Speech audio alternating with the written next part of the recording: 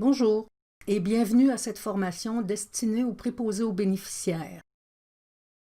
Votre travail en tant que PAB dans un établissement d'hébergement pour aînés consiste normalement à exécuter des tâches quotidiennes de soins auprès des résidents et à collaborer étroitement avec l'équipe de gestion des soins afin de communiquer toute situation particulière.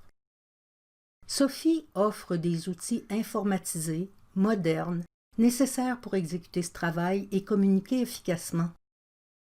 L'information y est disponible en tout temps et y est présentée en temps réel. Vous y trouverez le profil de base de chacun des résidents, selon vos affectations, le plan d'assistance visuelle détaillé pour chacun des résidents, la liste des tâches à effectuer présentée dans un ordre chronologique, différents moyens de communication tels que la messagerie, le rapport interservice, les notes et bien d'autres outils. Sachez que vous pouvez faire une pause à tout moment, revenir en arrière de quelques secondes ou même revoir une section complète. Nous verrons ensemble toutes les fonctionnalités disponibles pour votre groupe d'accès. Allons-y, bonne formation. Débutons avec la connexion à Sophie. Sophie est une application web et le lien Internet vous sera fourni par votre employeur. Cliquons le menu déroulant, sélectionnons notre résidence, puis Connexion par affectation. Ces carrés sont appelés tuiles. Ici, en haut à droite, voici ce que nous appelons le carrousel. Il nous montre les quarts et les équipes de travail. Par défaut, une flèche pointe le quart actuel et une équipe actuellement sur le plancher. Les quarts de couleur bleu ciel sont des quarts de jour. Les tuiles marines nous montrent les quarts de nuit et les tuiles grises les quarts de soir. Nous sommes le 17 avril et il est 11 heures. En bleu ciel, nous voyons actuellement les équipes qui sont sur le plancher. Nous pouvons aussi voir les quarts de travail qui nous ont précédés. Le plus ancien appartient à la journée d'hier et le plus loin dans le temps appartient à la journée de demain. C'est pour cette raison que leurs dates sont en rouge.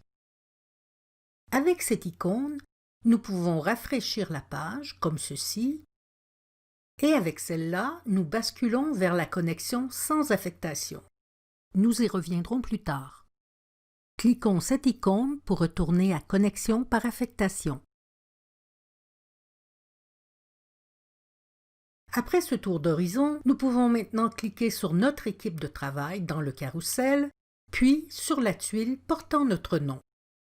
Pour les besoins de cette vidéo, mon équipe est PABJ1 et mon nom est Véro Lachapelle. À notre première connexion, on nous demandera sûrement de changer notre mot de passe, comme ceci. Donc, j'inscris le mot de passe qui m'a été fourni et je choisis ensuite mon mot de passe personnel et secret. Habituellement des chiffres et des lettres, entre 6 et 10 caractères. À moins que votre administrateur ne vous ait donné d'autres indications. Vous entrez ce mot de passe une deuxième fois et cliquez ici. Maintenant, vous vous connecterez comme ceci chaque fois que vous voudrez accéder à Sophie. Vous y êtes maintenant. Votre session est maintenant ouverte. Confirmation, apparaît votre nom ici, votre équipe de travail et la résidence à laquelle vous êtes. Peut-être vous a-t-on demandé de vous connecter sans affectation. C'est tout aussi simple. Choisissez votre résidence, connexion sans affectation. Cliquez sur le menu Équipe.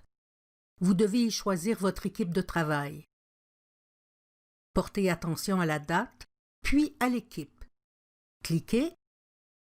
Au deuxième menu, trouvez votre nom. Cliquez-le. Et inscrivez votre mot de passe dans la troisième case, puis cliquez Connexion. Vous y êtes. Navigation et menu Sophie. Voici Sophie. Une information importante à retenir, il y a 2 modes dans Sophie, comme si nous avions 2 cartables.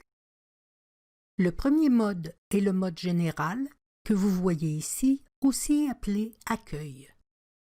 Pour accéder au deuxième mode, qui est le mode résident, nous n'avons qu'à cliquer sur le nom du résident dont nous voulons ouvrir le dossier. Vous trouverez dans la colonne de gauche tous les résidents dont votre équipe est responsable aujourd'hui. Ouvrons le dossier de M. Tremblay. Et vous pouvez constater que les tuiles sont différentes. Il est donc facile de passer d'un mode à l'autre en cliquant sur la maison en haut à droite pour le mode général ou sur le nom d'un résident pour passer en mode résident. Nous revoici en mode général. Certaines tuiles en cachent d'autres, comme suivi des tâches, à la différence de la tuile rapport interservice qui donne un accès direct à la fonctionnalité. Sophie étant un logiciel versatile, chaque résidence peut bâtir Sophie selon ses besoins. L'administrateur de chaque établissement décide de rendre disponibles les tuiles qu'il souhaite pour chaque groupe d'utilisateurs. Vous verrez peut-être ici certaines tuiles ou fonctionnalités auxquelles vous n'aurez pas accès, mais vous constaterez à quel point ces outils sont faciles d'utilisation. Vous vous y retrouverez facilement grâce au fil d'Ariane, qui vous indique toujours où vous êtes. Regardons ici. Nous sommes en mode accueil, dans formation continue, puis dans procédure PAB. Remarquez qu'il est toujours possible de revenir en arrière en cliquant sur le module précédent comme ceci. Nous verrons d'abord les tuiles du mode général. La première tuile, le rapport interservice. Cet outil permet la communication entre les différents quarts de travail. Il nous permet d'y lire les informations qui ont été notées au cours du quart de travail précédent afin de savoir s'il y a eu des événements particuliers. On pourra consulter les informations sur les résidents dont on a la responsabilité, et ce, même pour les jours précédents, en cliquant la flèche vers la gauche. On pourra même consulter les dates dans le futur, puisqu'il pourrait y avoir des rendez-vous prévus ou des prises de sang à l'horaire. On peut aussi faire une recherche par intervalle. Par exemple, vous avez été absent du 1er mars au 17 avril et vous voulez savoir ce qui s'est passé sur votre unité. Vous cliquez « Intervalle », vous entrez la date de début et de fin de la recherche voulue, vous cliquez la loupe. Vous pouvez ainsi voir tout ce qui a été noté durant votre absence. Dans le rapport interservice, Sophie indique certaines informations automatiquement. Par exemple, les mouvements. Un résident revient d'une hospitalisation. Dès que son retour sera notifié à son profil, l'information se reflètera dans le rapport interservice. Dans votre établissement, il se peut que vous ayez ou non la possibilité de mettre des notes au rapport. Si l'administrateur de Sophie vous a donné ce droit, vous aurez ce plus ici en haut à droite. Il suffit de le cliquer. Si votre note ne concerne pas un résident, inscrivez tout simplement votre note et sauvegardez-la. Si cela concerne un résident, choisissez-le d'abord dans la liste, puis écrivez votre note.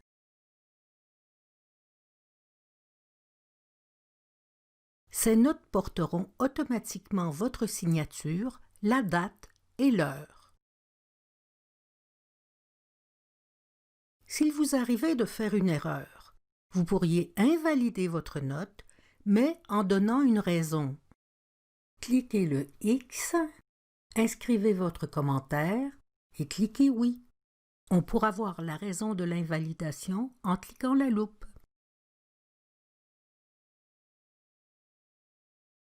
Parlons maintenant des différents outils disponibles dans le menu Suivi des tâches.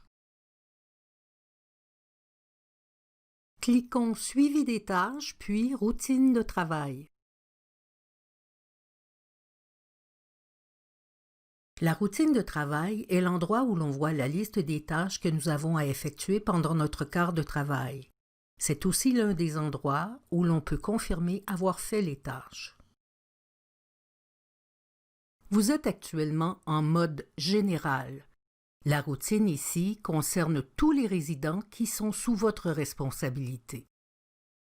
Votre équipe avait aujourd'hui 59 tâches qui sont inscrites à la routine.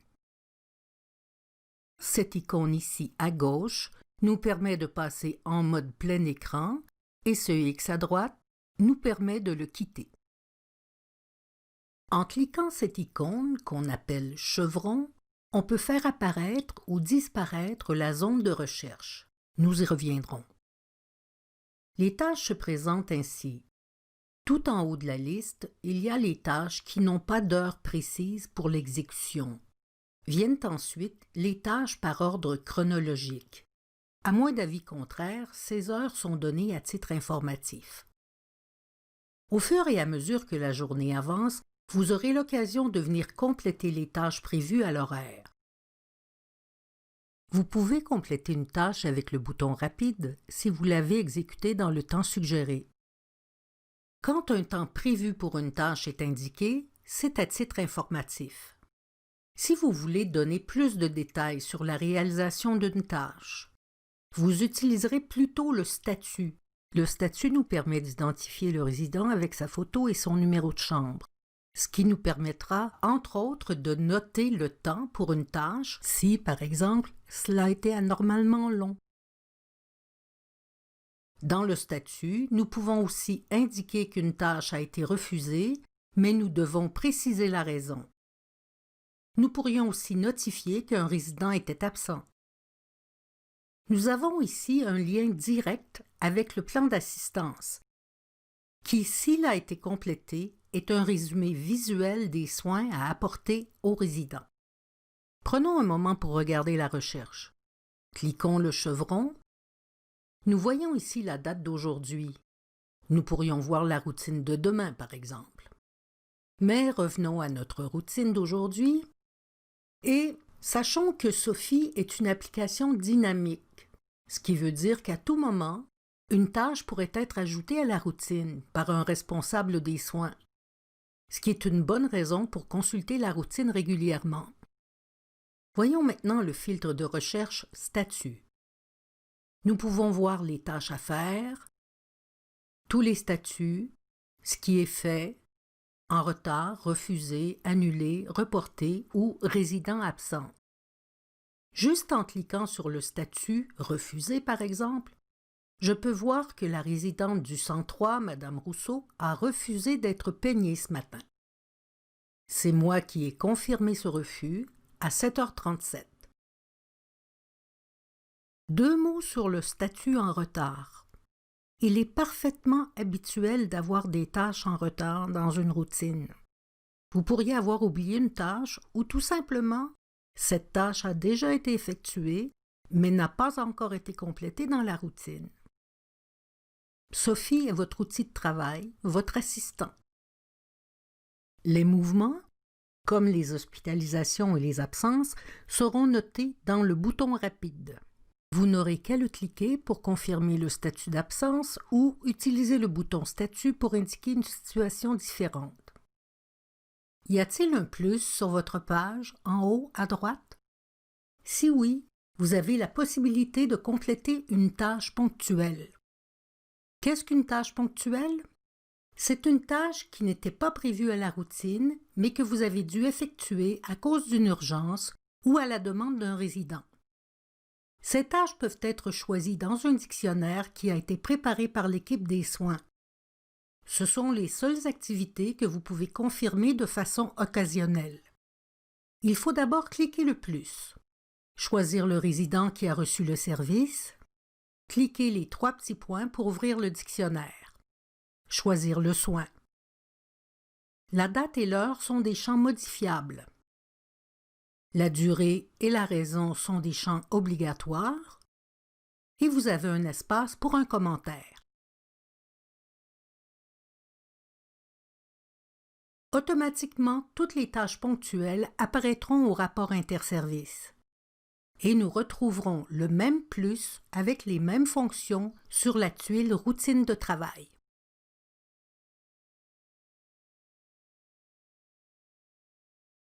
Retournons à Suivi des tâches et cliquons Horaire bain-douche. L'horaire de bain-douche se présente de 3 façons, en mode quotidien, hebdomadaire et mensuel. Par défaut, il nous est présenté en mode hebdomadaire et le jour d'aujourd'hui est sous fond bleu. Le mode quotidien, lui, nous laisse voir les notes qui accompagnent la tâche. Nous pouvons naviguer dans le calendrier à l'aide des flèches de part et d'autre des dates. L'icône que nous voyons ici signifie que nous devons changer la literie de la chambre 101. Notons qu'on ne peut pas faire d'ajout dans cet horaire, mais que nous pouvons confirmer les tâches ici directement en cliquant sur le carré.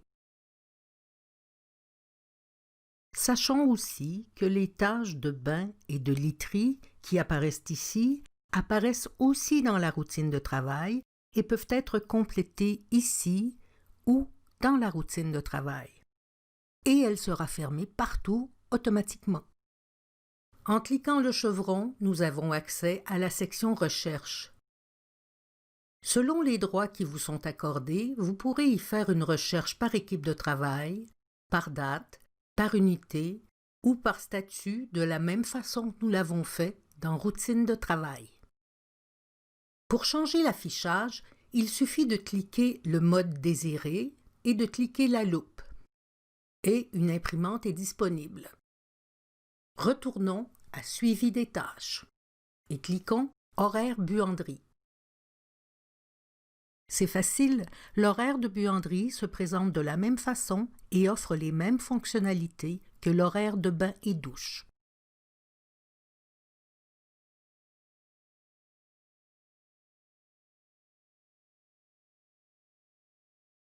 En tant que PAB, vous pourriez voir la tuile Équipe.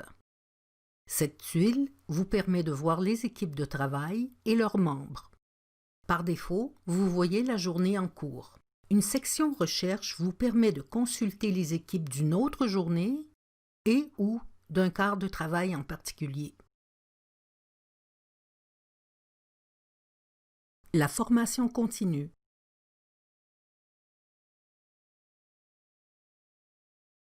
Vous trouverez sous cette tuile une ou plusieurs sous-tuiles. Sachez qu'elles sont toutes construites de la même façon. Regardons, à titre d'exemple, Procédure PAB. Nous y trouvons des informations que l'équipe de gestion des soins désire partager avec nous et qui pourraient nous être utiles. En cliquant sur la loupe du premier fichier, nous avons accès à un dossier intéressant sur la dysphagie. Ce document, qui fait 32 pages, peut être consulté à l'écran ou téléchargé. En cliquant sur le titre suivant, nous avons accès à un site qui traite de constipation. Sujet pertinent avec les personnes âgées. Fermons l'onglet Constipation et pour retourner en mode général, nous pouvons aussi cliquer sur Accueil.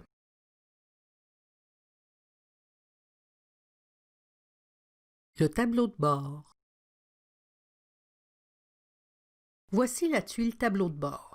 Nous avons accès, en cliquant le petit plus de gauche, à la liste des mouvements où nous pouvons faire une recherche avec un nombre de jours. Et en cliquant le plus qui précède la liste des anniversaires de la journée, nous avons accès évidemment à cette liste. Messagerie. En mode accueil, tout comme en mode résident, vous devriez trouver une enveloppe dans la barre d'outils en haut à droite. Cette enveloppe est orange, cela signifie que vous avez du courrier. Cliquez l'enveloppe et vous accédez à votre boîte de messages. Pour lire ces envois, rien de plus simple. Il suffit de cliquer un message pour l'ouvrir. Et suite à la lecture, il est fortement recommandé de confirmer que vous avez lu vos messages. Une section recherche vous permet de retrouver des courriels par intervalle de date, par expéditeur, par importance, et dans vos recherches, vous pouvez inclure les messages archivés. Pour archiver les courriels, il suffit de cocher la case à gauche du message et de cliquer sur « Archiver ».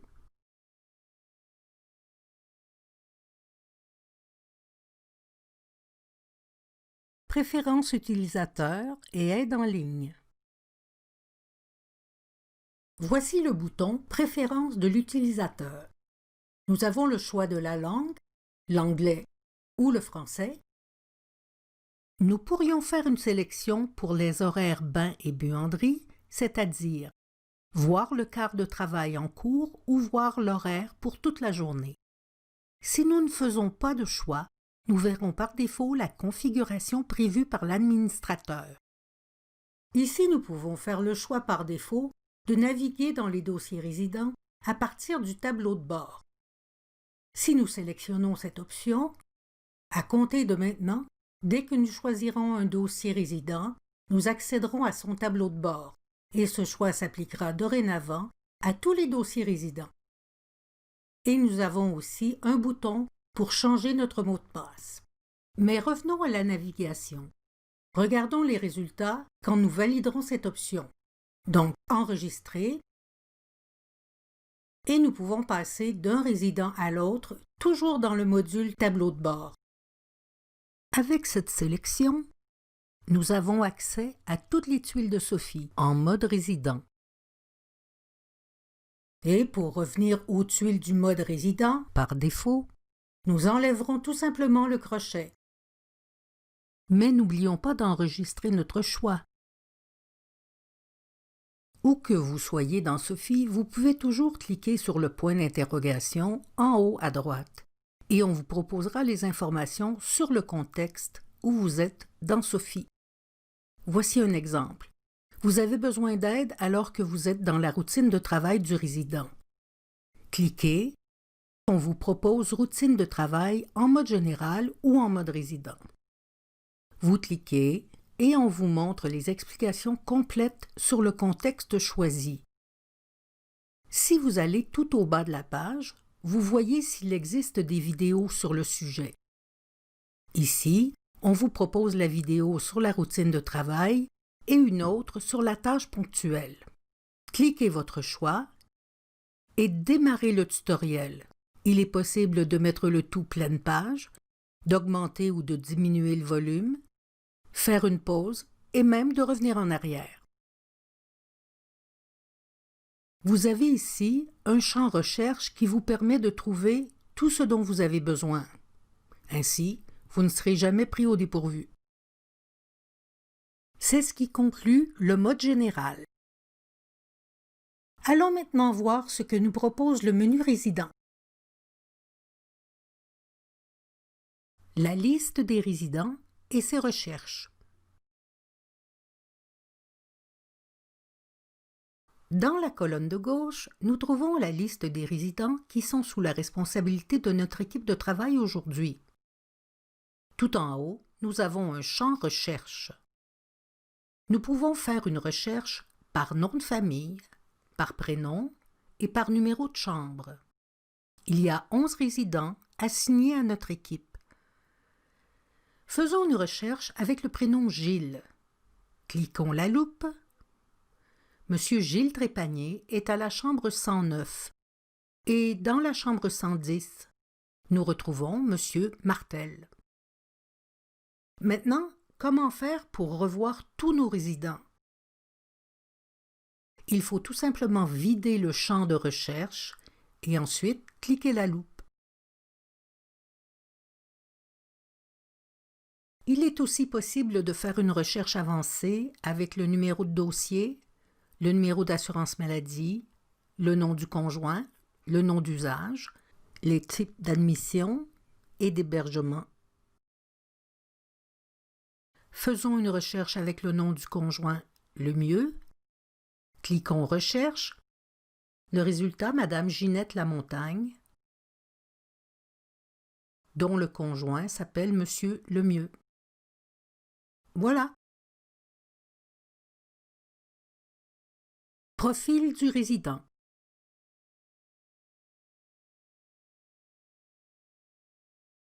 Ouvrons le dossier de Madame Lamontagne. Oui, nous sommes bien en mode résident. Nous voyons ici 4 tuiles principales. Ouvrons Profil du résident. Sous cette tuile, nous avons 3 sous-tuiles, dont la première est Profil. Cliquons. Nous y voyons les données démographiques,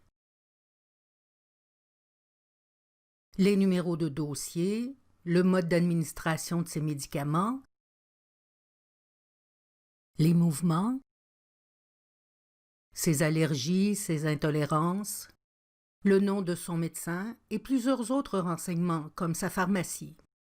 On y trouve aussi sa capacité d'évacuation. Mais revenons tout en haut de la page et regardons nos outils. Un menu déroulant nous permet de choisir une section dans le profil et d'y accéder directement sans avoir à dérouler toute la page. Cette icône nous ramène aux tuiles principales en mode résident.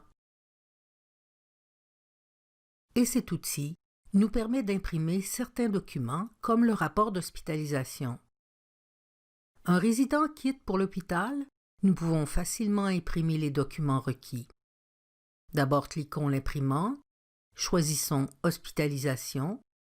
Veut-on inclure le PTI, le plan d'assistance et un rapport d'incident-accident? Maintenant, entrons la période pour laquelle nous voulons les signes vitaux et les notes infirmières. Nous pourrions aussi ajouter une note. Demandons l'impression et voici ce que nous avons demandé. Tout est là.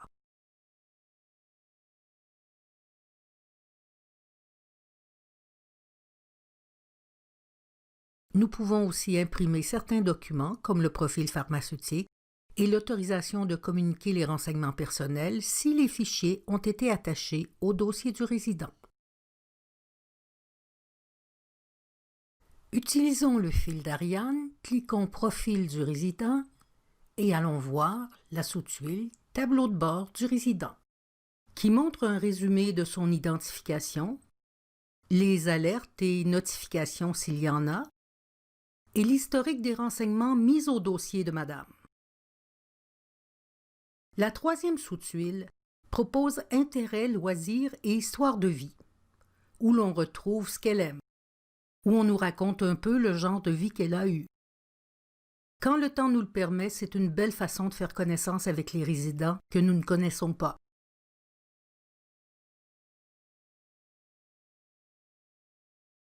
Cadenas et notifications. À quoi peut bien servir ce cadenas? Il sert à naviguer dans Sophie en y verrouillant le contexte. Regardez bien. J'ouvre le dossier de Madame Monette. J'ai 4 tuiles principales. Je choisis Profil du résident. J'ai 3 sous-tuiles. Je choisis Tableau de bord du résident. J'ai déjà cliqué 3 fois. Si je veux aller voir le tableau de bord de Madame Rousseau, j'aurai à cliquer 3 autres fois, et ainsi de suite pour consulter tous les tableaux de bord. C'est ici que le cadenas est utile. En verrouillant le tableau de bord, je peux ensuite passer d'un résident à l'autre en demeurant toujours dans le contexte tableau de bord.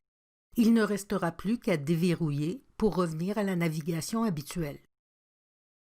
Profitons de l'occasion pour regarder les notifications qui se trouvent juste à côté du nom du résident dans la colonne de gauche. Leur signification se trouve effectivement dans le tableau de bord résident. Le pictogramme en forme de cœur barré signifie que le résident ne veut pas que l'on tente pour lui des manœuvres de RCR en cas d'urgence. Le triangle rouge avec point d'exclamation a 3 significations. En voici une. Monsieur Tremblay est porteur d'une bactérie. Et le personnage couché indique qu'un rapport incident-accident a été débuté mais n'est pas complété. Passons au tableau de bord de Madame Monette. Voici la deuxième signification du triangle. La carte d'assurance maladie de Madame est expirée. Allons chez Madame Rousseau. La main noire dans un hexagone rouge signifie que Madame est en isolement. Chez Madame Larue, du 107, le triangle rouge indique qu'un des signes vitaux est anormal. Rappelons-nous les 3 significations du triangle rouge avec point d'exclamation. Bactérie, carte d'assurance maladie expirée et un des signes vitaux qui est anormal. L'étoile noire du 109 nous indique qu'il y a eu un ajout important au dossier de M. Trépanier. Effectivement, un nouveau formulaire sur la capacité d'évacuation a été complété. Cette icône sera visible pour une période de 24 heures. Et finalement, un gâteau avec chandelle nous dit que c'est l'anniversaire de M. Martel aujourd'hui. Voilà pour les notifications. Il ne faut pas oublier de déverrouiller maintenant. Planification des soins. Ouvrons le dossier de M. Tremblay et allons voir Planification des soins. Premièrement, le plan d'assistance qui est un merveilleux outil. C'est un aide-mémoire visuel qui résume les soins à apporter à ce résident, M. Tremblay. Si nous ne sommes pas certains de la signification d'une icône, nous n'avons qu'à cliquer dessus et on nous montre ce que cela signifie exactement. Exemple, celle-ci veut dire « ouvrir son contenant » ou celle-ci qui veut dire que nous devons faire la barbe de M. Tremblay. Lorsqu'une icône est accompagnée d'une étoile, cela signifie qu'il y a une note associée. En cliquant l'icône, nous pourrons lire cette note. Chacun des résidents a son plan d'assistance personnalisé. N'hésitez pas à vous en servir, c'est un outil qui peut vous être très utile. Revenons à Planification des soins et choisissons Particularités alimentaires. Voici le résumé des choses importantes dans l'alimentation du résident. Comme les allergies, s'il y a une diète spéciale, ce qu'il n'aime pas, et n'oubliez pas qu'ici, vous pouvez cliquer les icônes aussi.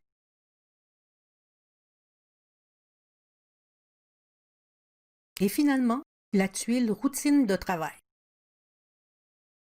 Celle-ci, puisque nous sommes en mode résident, ne contient que les tâches concernant M. Tremblay. Pour ce résident, il y a 15 tâches à accomplir. Souvenez-vous qu'en mode général, il y avait 59 tâches dans la journée pour l'ensemble de vos résidents. Nous pouvons compléter les tâches ici exactement de la même façon qu'en mode général.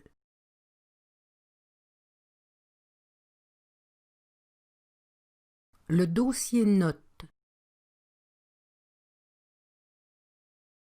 Peut-être avez-vous une tuile appelée dossier notes. Cliquez dessus.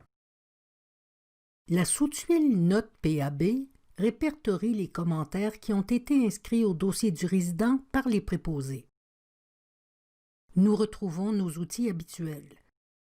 Le chevron qui nous donne accès à la recherche avec les filtres de date par intervalle, par auteur, par carte de travail, par fonction et même par texte.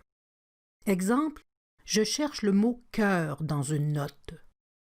Je clique la loupe et voici la note du 28 juin qui contient le mot « cœur ».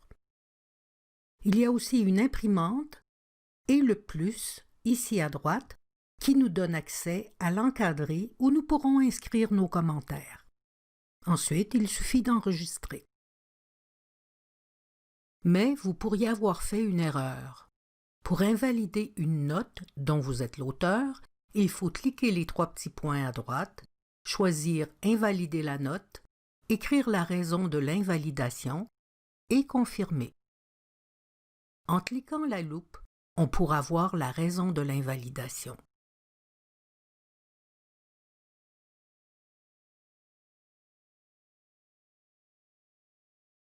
Surveillance clinique. Sous surveillance clinique, nous avons 3 sous-tuiles, dont la première est élimination intestinale. Cliquons Nous pouvons y faire une recherche par année et par mois, mais cliquons plutôt le plus de droite. Voici comment inscrire les informations. D'abord, vérifions si c'est la bonne date et la bonne heure. Ensuite, de quel type était la selle? Nous pouvons nous référer à l'échelle de Bristol, ici, juste à gauche. Puis, notons la quantité, la couleur et s'il y a un examen de laboratoire prévu. Et puis, il suffit d'enregistrer.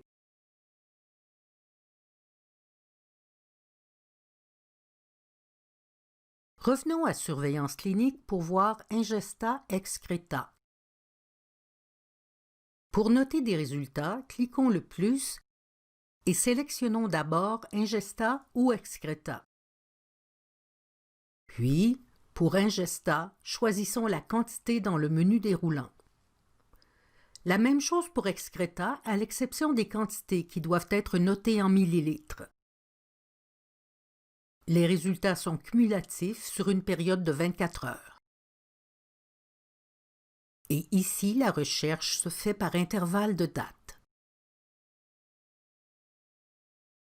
Voici le cumulatif de la journée. En cliquant la loupe, il sera possible d'en voir le détail. Allons maintenant voir les signes vitaux. En tant que PAB, vous pouvez noter le poids d'un résident. On clique le plus de droite. Les champs date et heure sont modifiables.